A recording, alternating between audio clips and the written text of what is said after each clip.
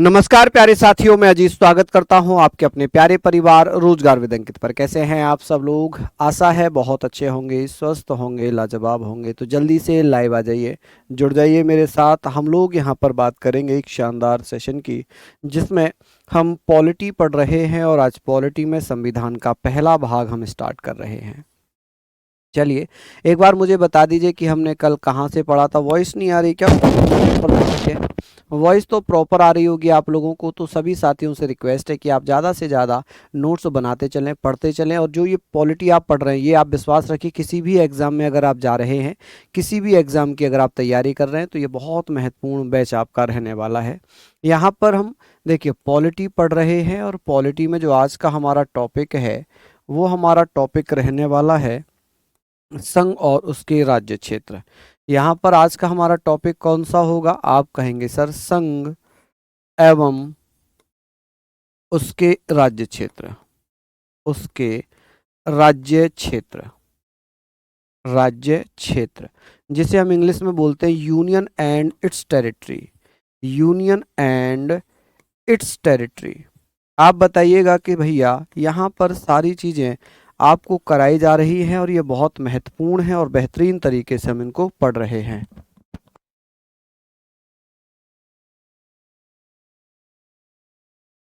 चलिए बहुत बढ़िया, शानदार, लाजवाब, बेहतरीन तरीके से हम सारी चीज़ों को पढ़ेंगे। और यहाँ पर ये विश्वास रखिएगा कि यहाँ हम लोग पढ़ने वाले हैं कि ये बताइए कल हम लोगों ने क्या स्टार्ट किया था? कल हम लोगों ने स्टार्ट किया था क्या? आप कहेंगे नहीं। तो यहाँ पर सारी चीज़ों को हम पढ़ेंगे। पहले मैं इसकी परिभाषा बताता हूँ संघ की। देखिए संघ जो है, संघ की अगर बात होगी तो आप ये बताइए, इसको हिंदी और इंग्लिश दोनों में अलग, जैसे हिंदी में तो संघ ही लिखेंगे, लेकिन इंग्लिश में दोनों मतलब अलग हो जाएंगे। एक तो हम बोलेंगे यूनियन, एक हम बोलेंगे फेडरल। यूनियन का मतलब है कि ऐसी व्यवस्था जहां पर राज्य देश से अलग हो सकते हैं, वो यूनियन सिस्टम है या नहीं? तो आप कहेंगे यूनियन सिस्टम का मतलब है ऐसी व्यवस्था जहां पर राज्य देश से अलग नहीं हो सकते। The state can not separate from the country. अब फेडरल सिस्टम का मतलब है जहां पर राज्य देश से अलग हो सकते हैं, जैसे कनाडा। ठीक है, तो इसको आप लोग ऐसे पढ़िए कि सर यूनियन का मतलब यहां पर क्या है। देखिए यूनियन का हिंदी मतलब संघ होता है, और फेडरल का हिंदी मतलब भी क्या होता है? आप कहेंगे सर फेडरल। ये है क्या? देखिए ये संघ को इंग्लिश में यूनियन कहते हैं, संघ को फेडरल कहते हैं।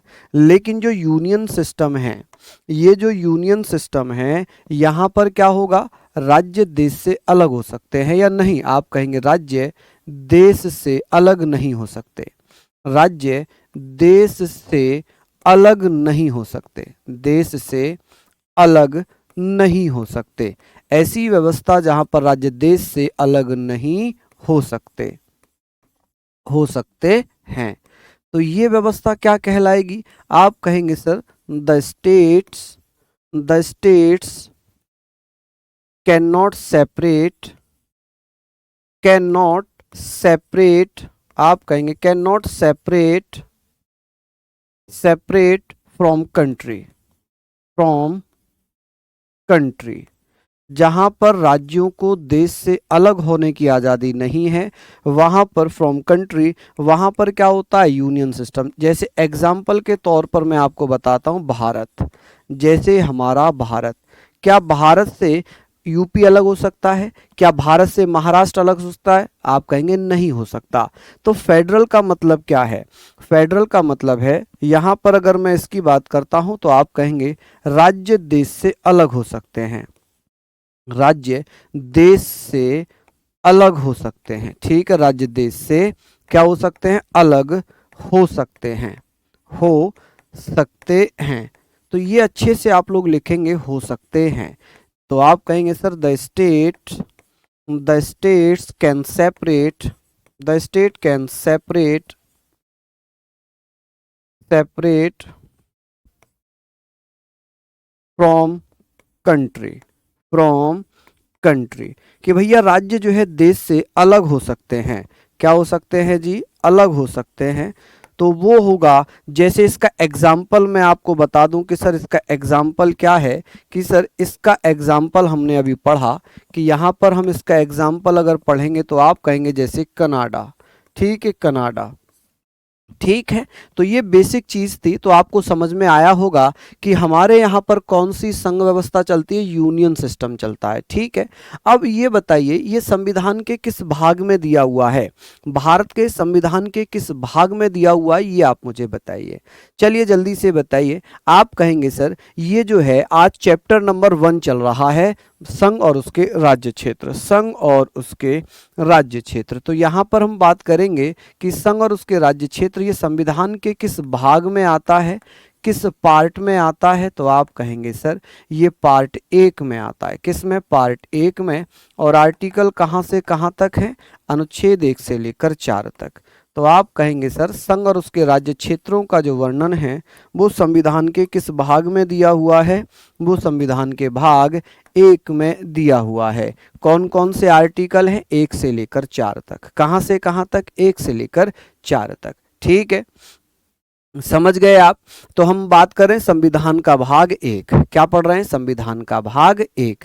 तो भाग 1 में आता है और अनुच्छेद 1 से लेकर 4 तक आता है। तो संविधान का भाग 1 आज हम पढ़ने वाले हैं। तो क्या यहाँ तक आप लोग लिख लेंगे, मुझे बताइए, क्या यहाँ तक आप लोग लिख लेंगे। संघ का मतलब क्या होता है, संघ का मतलब होता है एक यूनियन। हमारे यहाँ पर एक यूनियन है, अभी पता चल जाएगा आपको। जैसे एक आर्टिकल है, जैसे एक आर्टिकल दिया हुआ है, आर्टिकल 1, आर्टिकल 1 में क्या लिखा हुआ है, भारत जो है वो राज्यों का संघ है। आर्टिकल 1 कहता है कि भारत राज्यों का संघ है, India that is Bharat shall be a union of state, कि भारत राज्यों का एक संघ होगा। हमने कहीं भी भारत के लिए एक समूह का प्रयोग नहीं किया, हमने संधि का प्रयोग नहीं किया, हमने क्या किया है, हमने कहा है कि भारत राज्यों का संघ होगा। इसमें क्या लिखा हुआ है, अनुच्छेद 1 कहता है, अनुच्छेद 1 में लिखा है कि इंडिया अर्थात भारत, आप कहेंगे इंडिया अर्थात भारत, इंडिया अर्थात भारत, इंडिया अर्थात भारत राज्यों का संघ होगा। क्या होगा जी, आप कहेंगे सर राज्यों का संघ होगा। ये सारी चीजें हम पढ़ेंगे, संघ होगा। किसी को कोई आपत्ति, कोई समस्या, ये आप लोग मुझे बता दीजिए, ठीक है। ये हम लोग ने पढ़ लिया कि sir India, India that is Bharat, India that is Bharat shall be a union of state, union of states, ठीक है। हमने पढ़ा India that is Bharat shall be a union of state, कि भारत राज्यों का संघ है। संघ, संघ का मतलब क्या है, यूनियन है, कि भैया हमने कहीं भी ग्रुप का प्रयोग नहीं किया, हमने समूह का प्रयोग नहीं किया। समूह का मतलब क्या है, समूह का मतलब क्या होगा, आप कहेंगे सर समूह का मतलब क्या राज्यों का समूह भारत है, नहीं, एक संघ है, एक इंटेग्रिटी है, एक यूनिटी है, ठीक है। तो ये सारी चीजों को आप लोग लिखिए। अब इस संघ में क्या होंगे, जैसे कि भारत है, भारत में जैसे कि भारत के राज्य संघ हो गए, क्षेत्र हो गए, अर्जित किए हुए क्षेत्र हो गए, संघ शासित क्षेत्र हो गए, ये सभी भारतीय संघ में आते हैं। भारतीय संघ की मतलब अगर मैं बात करूं तो इसमें कुल 28 राज्य और 8 केंद्र शासित प्रदेशों का वर्णन है। आप कहेंगे सर भारतीय संघ में टोटल राज्य कितने हैं, आप कहेंगे सर टोटल स्टेट्स कितने हैं, जल्दी जल्दी से बताइए कि सर इसमें जो राज्यों की संख्या है, जो स्टेट हैं वो 28 हैं, कि सर जो केंद्र शासित प्रदेश हैं, यूटीज हैं, जिन्हें हम क्या लिख सकते हैं, केंद्र शासित प्रदेश, केंद्र शासित प्रदेश।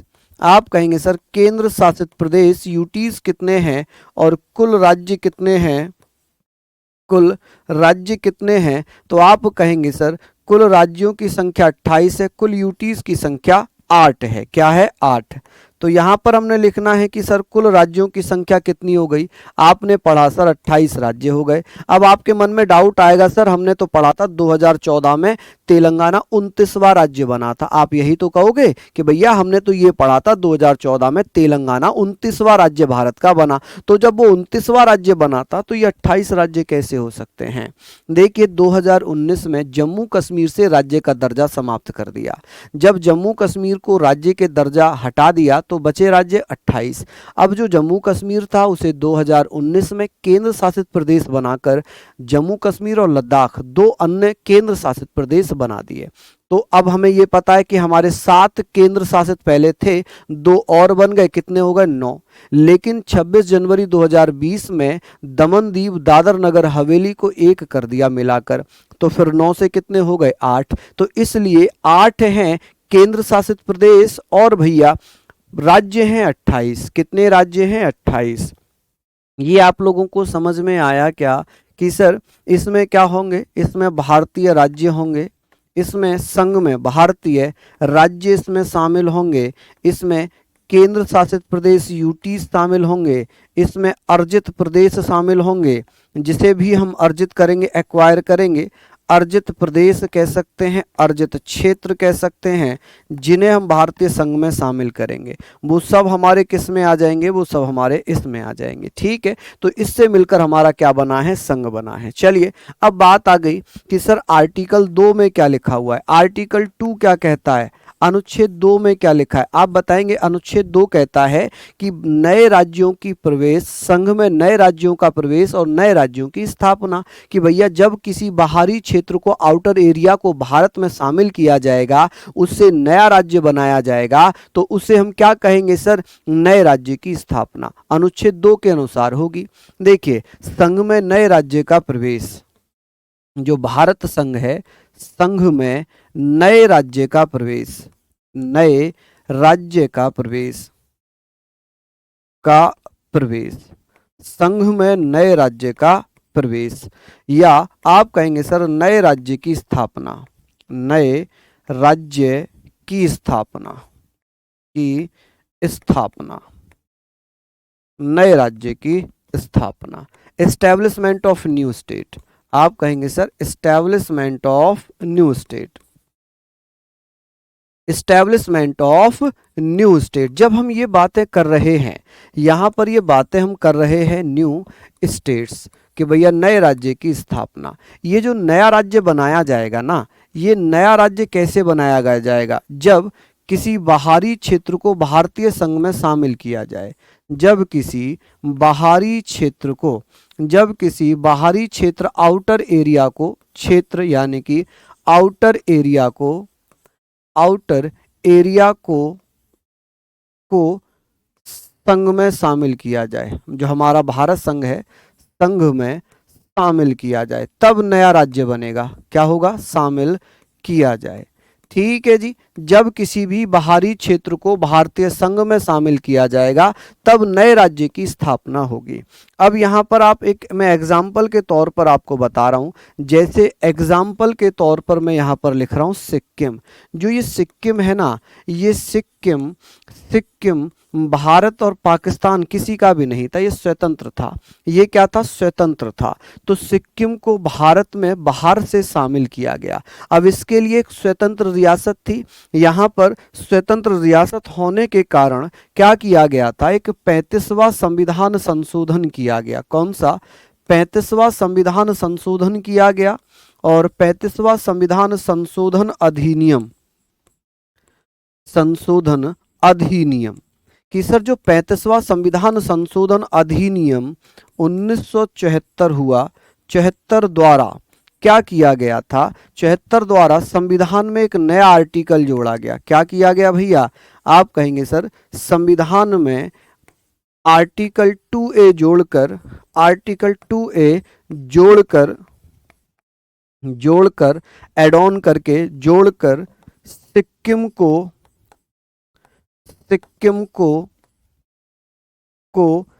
सह राज्य का दर्जा दिया। क्या दिया भैया, सह राज्य बनाया। सह राज्य का मतलब होता है एसोसिएट स्टेट।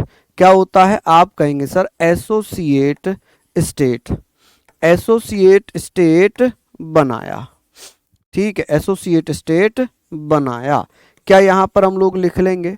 चलिए, ये सारे पॉइंट हमने लिख लिए कि सर एसोसिएट स्टेट हमने यहाँ पर लिख लिया। अब किसी को कोई आपत्ति, कोई दिक्कत वाली बात हो तो प्लीज मुझे बताइए कि सर अभी सिक्किम राज्य नहीं बना है, अभी केवल एसोसिएट स्टेट बना है।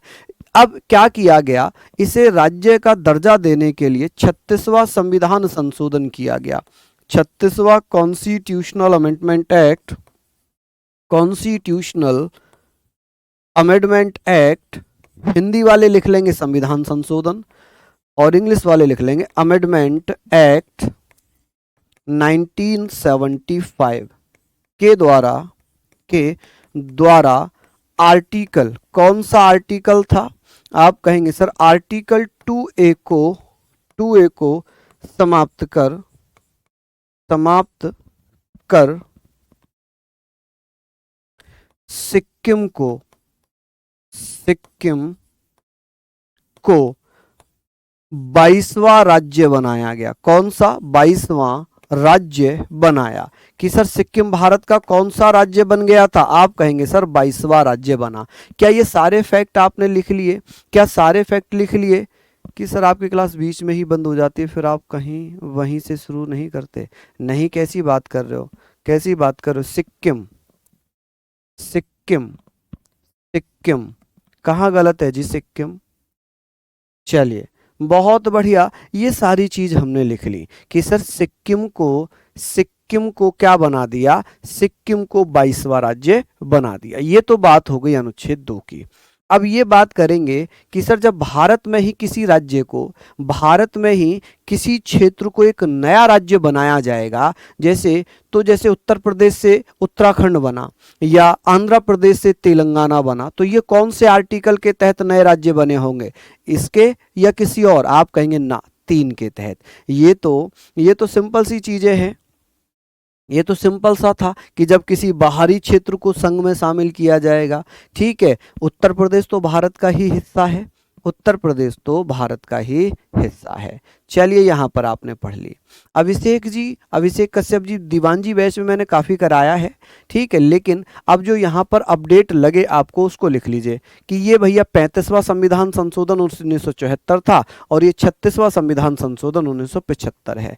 ठीक है, चलिए आगे बात करें कि सर 1975 में सिक्किम को भारत का 22वां राज्य बनाया गया था। क्या बनाया गया था? 22वां राज्य बनाया गया था। चलिए, बात आती है अनुच्छेद 3। आर्टिकल 3 क्या कहता है? अनुच्छेद 3 में क्या लिखा है? अनुच्छेद 3 कहता है कि नए राज्य की स्थापना जब बाहरी क्षेत्र से तो हम नया राज्य बनाएंगे, अनुच्छेद 2 में लिख लिया। जब भारत में ही नया राज्य बनेगा, भारतीय संघ से नए राज्य बनेगा, तो हम यहां पर बात करेंगे नए राज्य की स्थापना, नए राज्य की स्थापना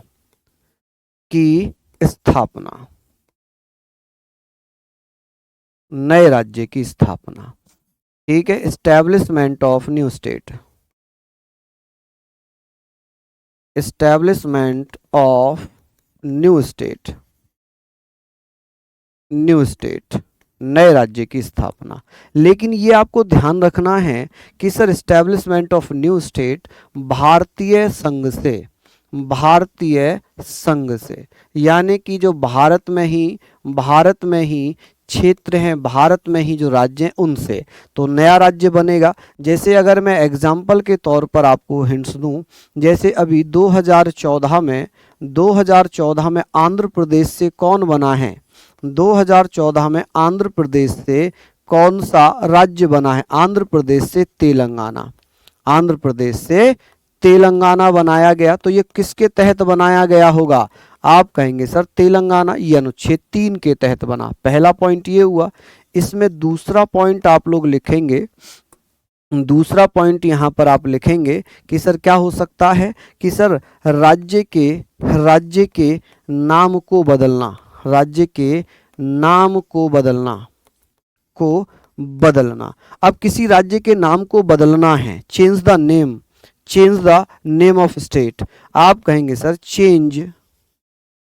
change the name of state, change the name of state, name of state, राज्य के नाम को बदलना।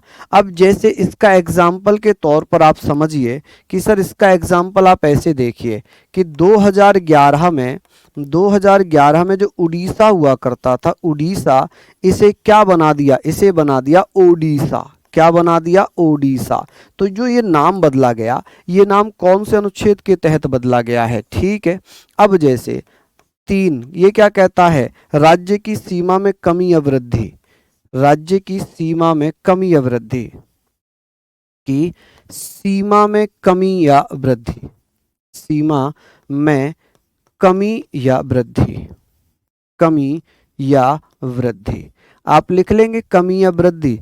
ऐसे पढ़िए कि सर किसी राज्य की सीमा को बढ़ाना है, किसी राज्य की सीमा को कम करना है। अब यहाँ पर हमने ये बात करनी है कि सर जैसे अगर मैं बात करूँ कि उत्तर प्रदेश है अपना, अब उत्तर प्रदेश के जो रामपुर की एक तहसील पड़ती है बिलासपुर, और इधर बिजनौर में एक जगह पड़ती है लक्सर, इन्हें उत्तराखंड में शामिल करने की बात चल रही है। किसमें, उत्तराखंड में शामिल करने की मांग चल रही है। अगर ऐसा कर दिया जाता है, अगर ऐसा कर दिया जाता है, सर आपने इंग्लिश में 36 कर दिया, कहाँ 36 कर दिया जी, कहाँ 36 कर दिया भैया, ये 35वां संविधान संशोधन 1974 है और ये 36वां संविधान संशोधन 1975 है, ठीक है। इसमें 2A जोड़ा गया है और इसके द्वारा 2A को समाप्त किया गया है, ठीक है जी। समझ रहे हैं आप मेरी बात हैं, ये तो बड़ा नॉर्मल सा चीज़ है और दोनों ही अलग अलग बातें हैं, दोनों ही अलग अलग फैक्ट हैं। ये हमने लिख लिया कि सर राज्य की सीमा में कमियां वृद्धि, ये आप लोगों ने आई होप लिख ली होंगी यहाँ तक, ठीक है। मैंने आपको इसका एग्जाम्पल दे दिया। अब ये बताइए, एक नोट लिखिएगा, एक नोट बहुत इम्पोर्टेंट है।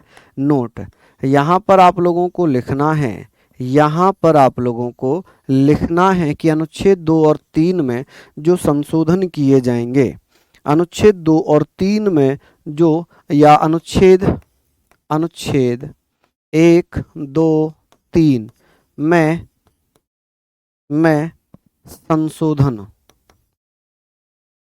संशोधन राष्ट्रपति की पूर्व स्वीकृति से, राष्ट्रपति की पूर्व स्वीकृति से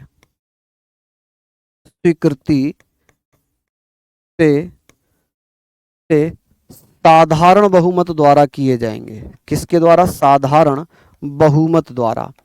साधारण बहुमत का क्या मतलब है, सिंपल मेजॉरिटी कह लें, ठीक है। क्या कह लें इसे, आप कहेंगे sir simple majority, simple majority, ठीक है। साधारण बहुमत से प्रस्ताव पारित होंगे, ठीक है। क्या होंगे, प्रस्ताव पारित होंगे। इसके लिए संविधान संशोधन की आवश्यकता नहीं होगी, ठीक है। ये साधारण बहुमत से प्रस्ताव पारित होंगे, इनके लिए संविधान संशोधन की आवश्यकता नहीं होगी। चलिए हमने यहाँ पर लिख लिया। चलिए जल्दी जल्दी से बता दीजिए कि sir increase the boundary of state, increase और डिक्रीज, इंग्लिश में लिख लीजिए इंक्रीज और डिक्रीज, इंक्रीज और decrease the boundary of state, the boundary of states, कि सर राज्य की सीमा में कमी या वृद्धि करना, ये अनुच्छेद 3 में लिखा हुआ है, ठीक है। अब ये हमने पढ़ लिया, सारी चीज़ों को हमने पढ़ लिया है, ठीक है। बिहार से झारखंड भैया 2000 में अलग हुआ, उत्तर प्रदेश से उत्तराखंड 2000 में अलग हुआ, मध्य प्रदेश से छत्तीसगढ़ 2000 में अलग हुआ, ठीक है। समझ गए आप लोग हैं जी। ये सारी चीज़ें हमने पढ़ ली।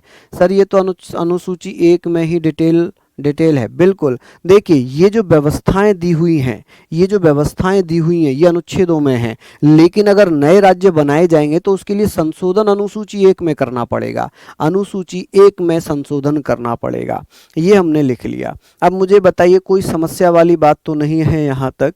अब एक आर्टिकल है, आर्टिकल 4, आर्टिकल 4 में क्या लिखा है? आर्टिकल 4 कहता है कि अनुच्छेद 2 और 3 में जो कानून बनाए गए थे वो साधारण बहुमत से हुए थे, संविधान संशोधन नहीं हुआ था उनके लिए, है ना। तो आप कहेंगे अनुच्छेद 2 और 3 में जो कानून बनाए गए हैं वो संविधान संशोधन नहीं होंगे, वो संविधान संशोधन नहीं होंगे। सर 2 और 3 में क्या अलग है?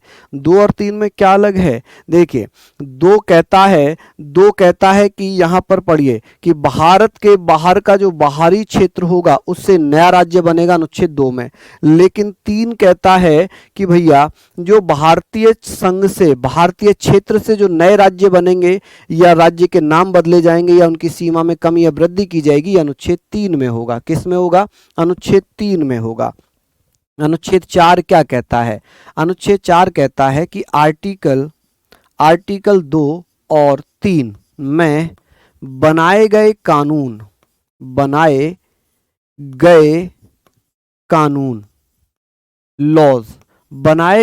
लॉज, जो कानून बनाए गए हैं, लॉज बनाए गए हैं, कानून संविधान संशोधन नहीं होंगे। क्या नहीं होंगे? आप कहेंगे सर इन्हें संविधान संशोधन नहीं माना जाएगा। यहां पर आप लिखिए संविधान संशोधन नहीं होंगे।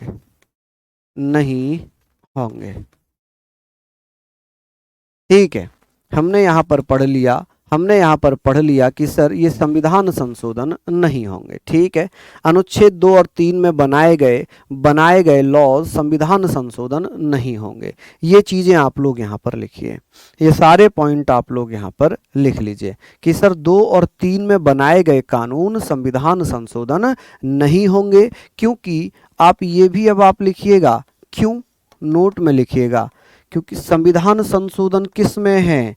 आप कहेंगे सर संविधान संशोधन किस में किया जाता है? जल्दी से बताइए। संविधान संशोधन, कॉन्स्टिट्यूशनल अमेंडमेंट, कॉन्स्टिट्यूशनल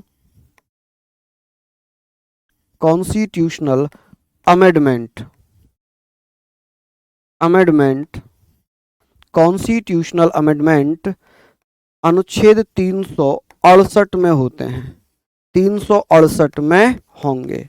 इसलिए 2 और 3 में जो कानून बनाए गए हैं वो संविधान संशोधन नहीं माने जाएंगे।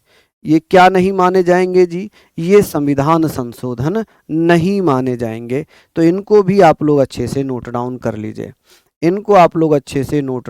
लीजिए, भैया जल्दी से। ठीक है जी, कि ये संविधान संशोधन नहीं माने जाएंगे। खत्म हो गई कहानी यहाँ तक। चलिए, अच्छा मजा आ रहा है पढ़ने में या नहीं? अब एक बात आती है, क्या यहां पर एक क्वेश्चन आया, एक क्वेश्चन ये उठा, क्या संसद को अधिकार है कि संसद संविधान के भाग 1 में जो अनुच्छेद 3 दिया गया है, अनुच्छेद 3 में इतनी शक्ति है कि वो भारत के किसी भूभाग को किसी अन्य देश को सौंप सकती है? आप कहेंगे नहीं जी, ऐसा तो कुछ भी नहीं कर सकती संसद, क्योंकि सुप्रीम कोर्ट ने कहा कि संसद ऐसा साधारण बहुमत से नहीं कर सकती, उसके लिए संविधान संशोधन की आवश्यकता पड़ेगी। क्या पड़ेगी? संविधान संशोधन की आवश्यकता पड़ेगी। समझ में आया आप लोगों को? भैया मैं लिख तो पूरा ही रहा हूं जी, हिंदी इंग्लिश। बताइए कहीं भी कुछ भी मैंने ऐसा छोड़ा है क्या जो मैंने इंग्लिश में ना लिखा हो? है ना, इंग्लिश में ना लिखा हो। अब आंध्र प्रदेश से तेलंगाना, क्या आंध्र प्रदेश को आंध्र प्रदेश ही लिखेंगे, तेलंगाना को तेलंगाना लिखेंगे, ओडिशा को ओडिशा लिखेंगे? ठीक है, बताइए। पूर्व स्वीकृति को हम बोलते हैं प्री परमिशन, क्या बोलेंगे जी? प्री परमिशन बोलेंगे। अब यहां पर बात आ गई कि सर एक केस था, क्या यहां पर एक क्वेश्चन था, क्या संसद अनुच्छेद 3 के अनुसार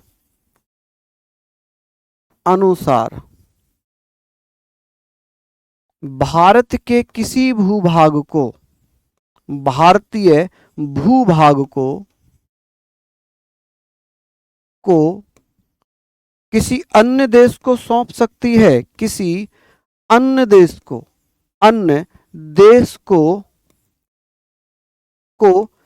सौंप सकती है?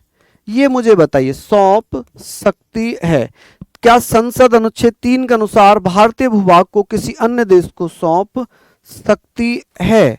तो आप कहेंगे सर इसका जो आंसर आया, ये जो आंसर था ये किस केस में पूछा गया था? तो एक केस था जिसे हम कहते हैं वेरुवादी वर्सेस, आप कहेंगे सर वेरुवादी,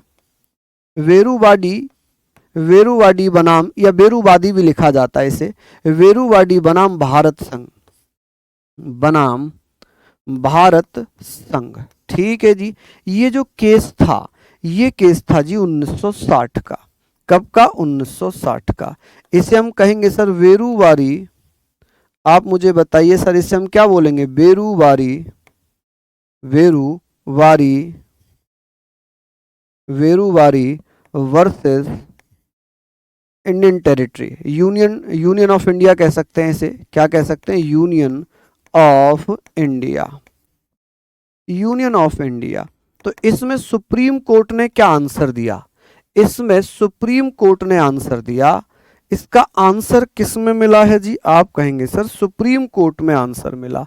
सुप्रीम कोर्ट ने क्या आंसर दिया? आंसर दिया कि संसद ऐसा साधारण बहुमत से नहीं कर सकती जो 2 और 3 में जो साधारण बहुमत से कर सकती थी, लेकिन ऐसा यहां पर नहीं करेगी।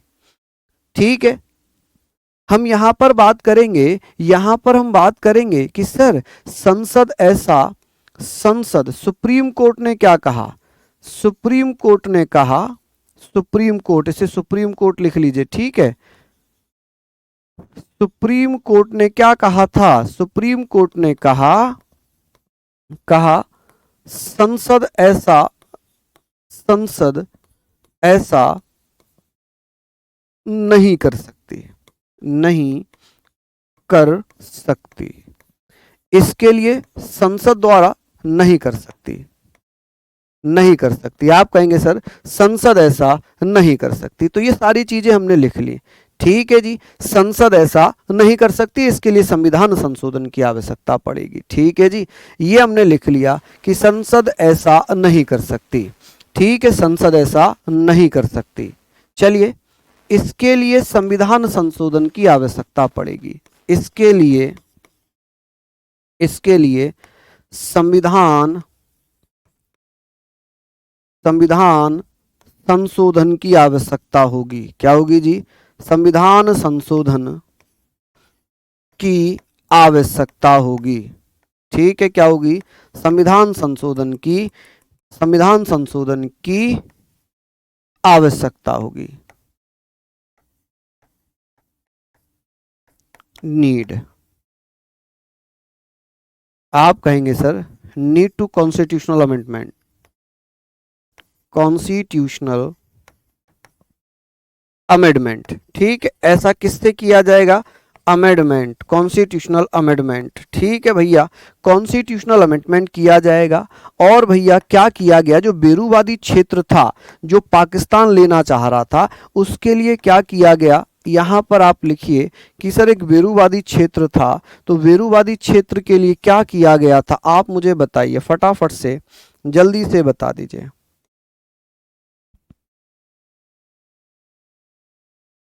कौन सा संविधान संशोधन किया था? कौन सा संविधान संशोधन किया था? बताइए जल्दी से। तो आप कहेंगे सर इसके लिए क्या करा था? तो यहाँ पर आप लिखना कि सर 9वां संविधान संशोधन किया गया। 9वां कॉन्स्टिट्यूशनल अमेंडमेंट एक्ट हुआ है 1960 में, के द्वारा भारत ने जो बेरूवादी क्षेत्र हुआ करता था, वेरुवादी, जिसे वेरुवादी भी लिखते हैं, वेरुवादी क्षेत्र पाकिस्तान को दे दिया।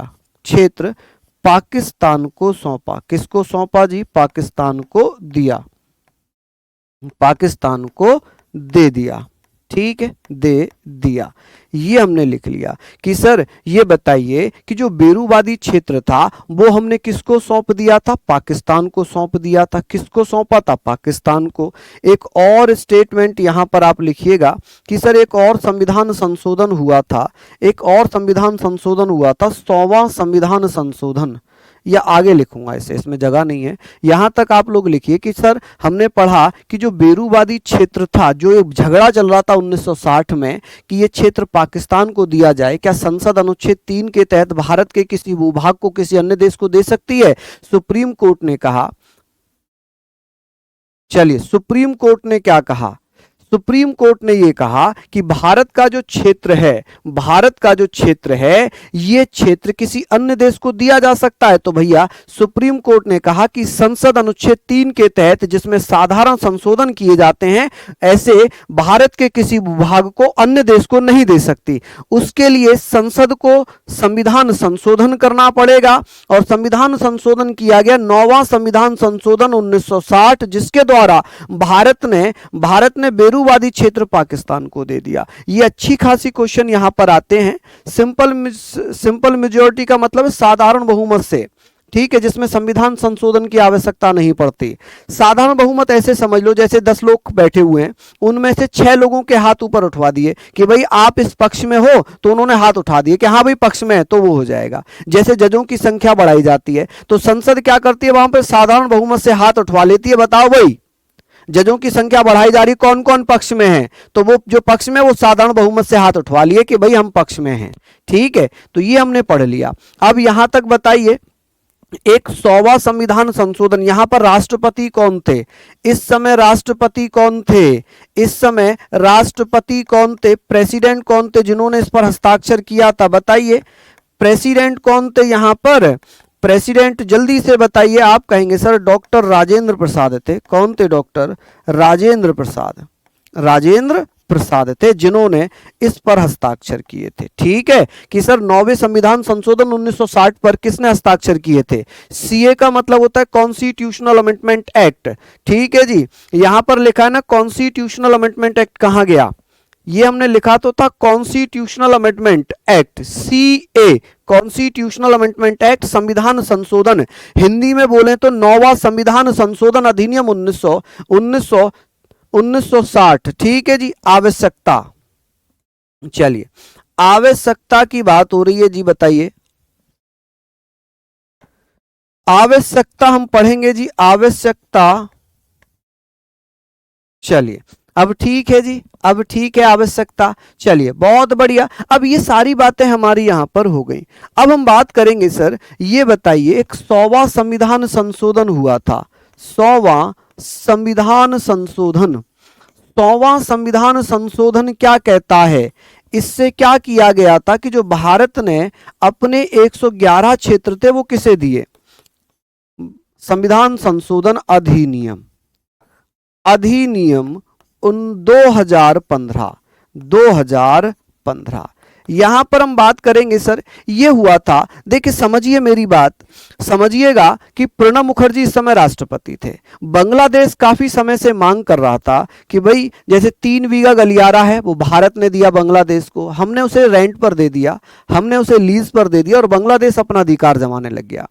तो यहां पर एक बात आई, यहां पर एक चीज आई कि भाई भारत जो है आदान प्रदान करेगा। 1974 में बांग्लादेश सीम भूमि आदान प्रदान समझौता हुआ था 1974 में। कब? 1974 में भारत और बांग्लादेश के मध्य एक भूमि के आदान प्रदान का समझौता हुआ था, जिसमें ये देश एक दूसरे के साथ अपनी जमीन का आदान प्रदान करेंगे अपनी सहूलियत के अनुसार।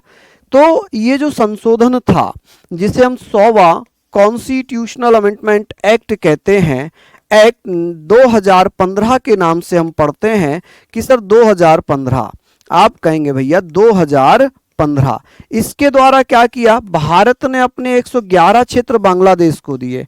भारत ने अपने कितने क्षेत्र दिए? अपने 111 क्षेत्र, 111 क्षेत्र एरियाज, कि सर भारत ने अपने कितने एरियाज बांग्लादेश को दिए? किसे दिए जी? आप कहेंगे सर बांग्लादेश को दिए, बांग्लादेश को दिए और हमें बदले में क्या मिला? दिए, बदले में बांग्लादेश ने, किसने? बांग्लादेश ने भारत को मात्र 51 क्षेत्र दिए, भारत को मात्र कितने क्षेत्र दिए? भारत को मात्र 51 क्षेत्र दिए। 51 क्षेत्र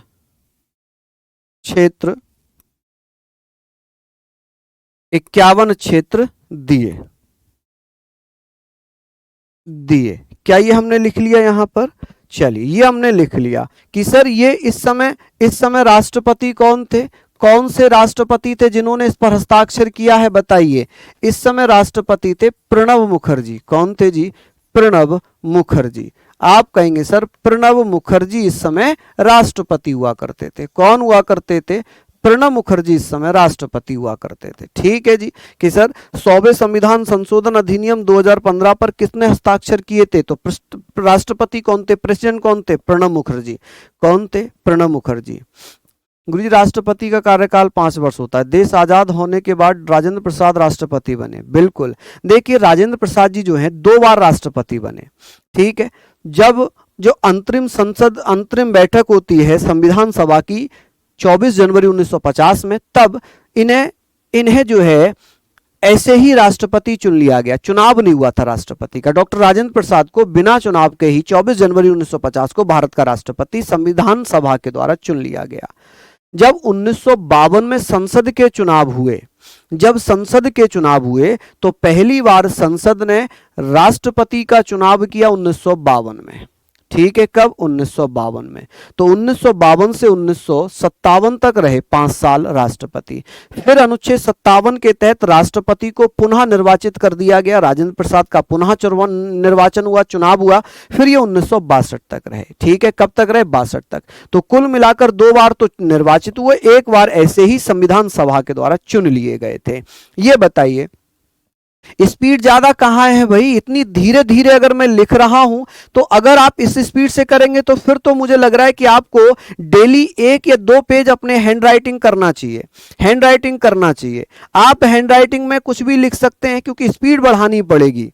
अगर आपको बताइए, आप ईमानदारी से बताना क्या ये जो है बहुत स्पीड में लिखवा रहा हूं, मैं बहुत स्पीड में करा रहा हूं क्या? मैं तो बहुत धीरे धीरे अच्छे से धीरे धीरे समझ कर आपको बता रहा हूं। अगर स्पीड अगर आप लोगों को लग रही है, 1-2 बच्चों को लग रही है बस, हैं? लिख लीजिए। यहां पर हमने सारे पॉइंट लिख लिए यहां पर। अब ये बताइए कि भाषा के आधार पर राज्यों की मांग होने लग गई। ठीक है। आप कहेंगे सर भाषा के आधार पर किसके? भाषा के आधार पर राज्यों की मांग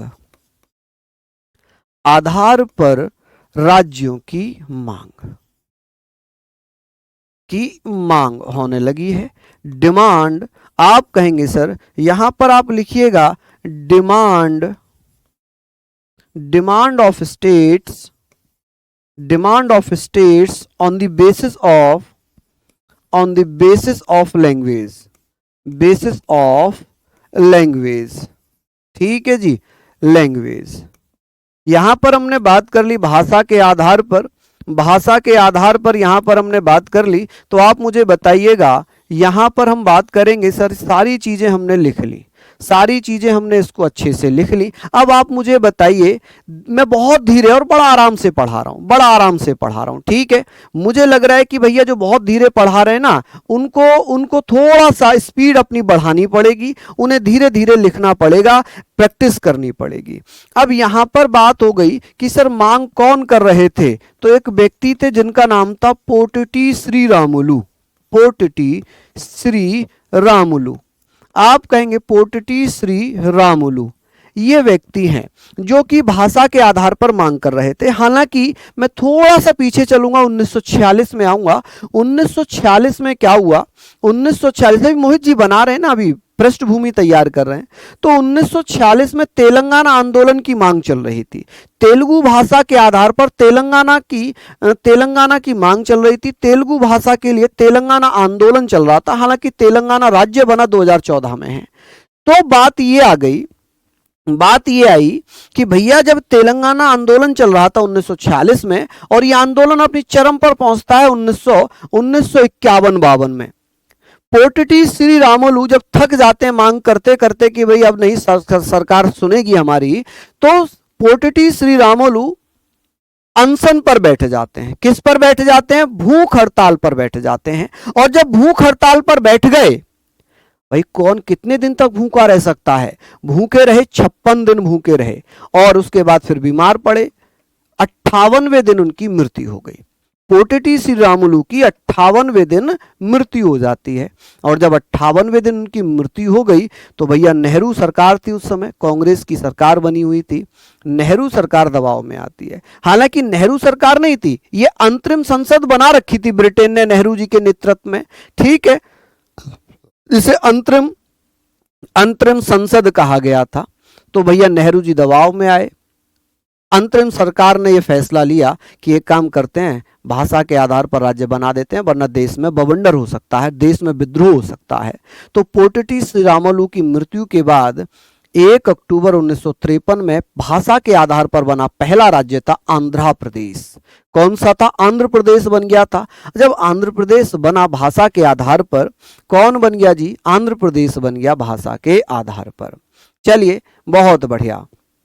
तो यहां पर क्या हुआ, क्या होता है, तो आप लोग ये बताएंगे कि सर नेहरू सरकार ने यह डिसीजन लिया, हालांकि संविधान सभा का डिसीजन था कि एक काम करते हैं, जो तेलंगाना आंदोलन चल रहा है बहुत समय से, एक काम करते हैं, राज्यों का जो गठन हो वो कैसे किया जाए। राज्यों का गठन भाषा के आधार पर हो, जनगणना के आधार पर हो, जातिगत हो, भौगोलिक स्थिति के आधार पर हो, ज्योग्राफिकल एरिया के आधार पर हो, कैसे होना चाहिए। तो हम बात करेंगे सर, हुआ ये कि धर आयोग बना दिया।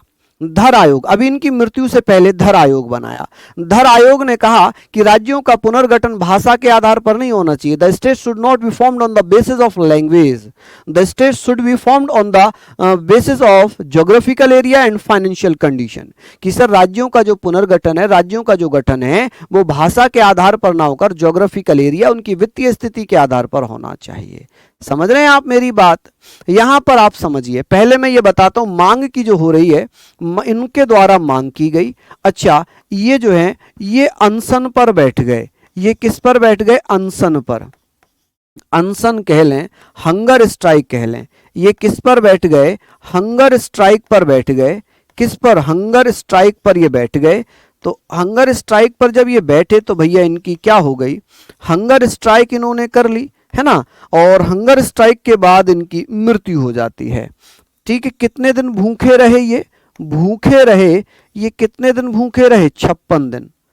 56 दिन ये भूखे रहे, ठीक है, तक ये भूखे रहे। और इनकी मृत्यु कब हो गई? मृत्यु हो गई भैया 15 दिसंबर 1952 में, 58वें दिन। कब मृत्यु हो गई इनकी? तो आप कहेंगे सर 58वें दिन इनकी मृत्यु हो गई। दिन इनकी क्या हो गई? मृत्यु हो गई। तो नेहरू सरकार किस में आ गई जी? तो आप कहेंगे सर नेहरू सरकार दबाव में आई, और भाषा के आधार पर प्रथम राज्य जो बना, कि आप कहेंगे सर इस आधार पर जो पहला राज्य था, भाषा के आधार पर जो पहला राज्य था वो कौन सा था? आप कहेंगे आंध्र प्रदेश था। कौन सा था? आंध्र प्रदेश था। भाषा के आधार पर कौन सा बना था? आंध्र प्रदेश। और आंध्र प्रदेश का गठन कब किया गया? इसका गठन किया गया था 1 अक्टूबर 1953 में, ठीक है। लेकिन इसका पुनर्गठन कब किया? इसको रीऑर्गेनाइज कब किया? पुनर्गठन कह लें, रीऑर्गेनाइज कह लें, रीऑर्गेनाइज्ड कह लें कि सर कब किया गया इसको रीऑर्गेनाइज्ड? तो 1 नवंबर 1956 में, 1 नवंबर 1956 में। इसीलिए आंध्र प्रदेश अपना स्थापना दिवस कब मनाता है? ये स्थापना दिवस कब मनाता है? एस्टैब्लिश डे कब मनाता है? आप कहेंगे सर 1 नवंबर को। कब? 1 नवंबर को ये अपना स्थापना दिवस मनाता है। चलिए अब हमारी बात आती है सर एसके धर आयोग की, जेबीपी समिति की, निर्वाचन राज्य पुनर्गठन आयोग की, राज्य पुनर्गठन अधिनियम की। तो इसका एक खंड पढ़ेंगे, एक क्लास पढ़ेंगे कल। क्या यहां तक आपने सारी बातें समझ ली? और मैं प्रयास करूंगा कि ये सारी चीजें हैं अच्छे से आप लोग पढ़िए, है ना। चलिए हाँ बिल्कुल बिल्कुल रिकॉर्डेड है। मैं मेरी आत्मा घर, मेरा शरीर जो है वो घर पे सो रहा है, मेरा शरीर जो है वो घर पे सो रहा है और मैं यहां पर जो है, नहीं आत्मा घर पे सो रही है, शरीर मेरा यहां पर आपके सामने खड़ा है। रिकॉर्डेड क्लास है, हाँ बिल्कुल रिकॉर्डेड क्लास है, मैं तो घर पे ही सोया हुआ हूं ना। ठीक है, देखिए 56 दिन भूखे रहे और 58वें दिन इनकी मृत्यु हो गई। खत्म कहानी। बताइए किसी को कोई आपत्ति, किसी को कोई समस्या? चलिए तो अब इसी का एक पार्ट पढ़ेंगे कल, एक पार्ट हम कल कंटिन्यू कर रहे होंगे। चलिए बहुत बढ़िया, शानदार। सिक्किम एक स्वतंत्र रियासत थी, समझ गए भैया। चलिए तो बहुत अच्छी बातें हैं, ये सारी चीजों को आप लोग समझते रहिए, पढ़ते रहिए, मेहनत करते रहिए, दिल लगाते रहिए। चलिए तो बहुत बहुत धन्यवाद, नमस्कार, जय हिंद।